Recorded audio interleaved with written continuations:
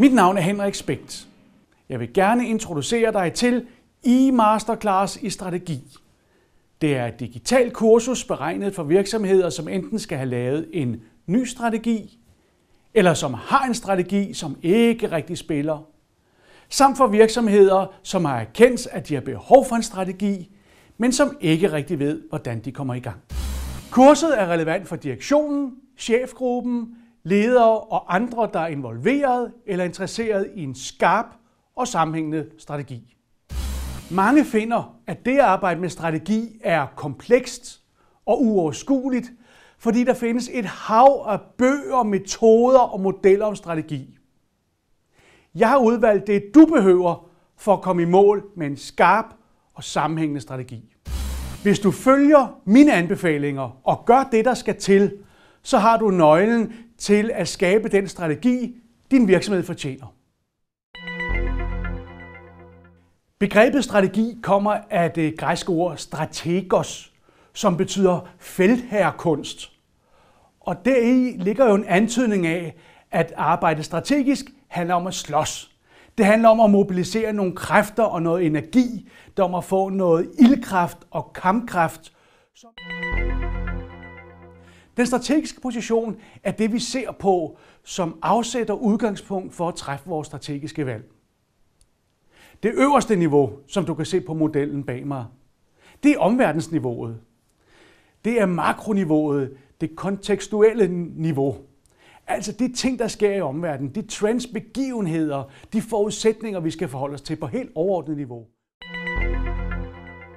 Som jeg tidligere har nævnt, så er håb ikke en strategi. Men strategi er et håb om, at fremtiden vil udvikle sig nogenlunde på den måde, som vi har forudsat, da vi lavede vores strategi. Det er det, den strategiske analyse skal medvirke til, skabe forudsætninger for og øge kvaliteten af. Lad mig antage et kort øjeblik, at et vigtigt område for jer, det er at skabe vækst. Ikke bare vækst, men lønsom vækst. Er det det, det drejer sig om? Godt. For så vil jeg godt introducere dig for en enkel metode og ramme for at arbejde med forskellige måder, hvorpå man kan identificere, hvordan man skal gribe sine vækstplaner an på. Hvilke strategiske valg man kan foretage i forhold til en vækststrategi. Udfordrer jer selv og hinanden om, hvad er strategiens svageste punkt?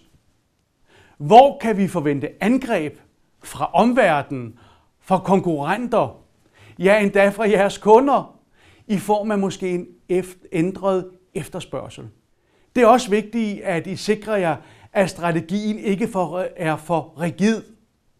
For hvis omverdenen ændrer sig, vilkårene ændrer sig, så skal strategien være så tilpas justerbar, at den er i stand til at navigere under ændrede forhold. Det er også vigtigt at finde ud af, hvad er til debat, og hvad er ikke til debat. For du og dine kolleger skal jo ikke bruge tid på at drøfte ting, der ikke er til debat. Så skab den afklaring fra starten.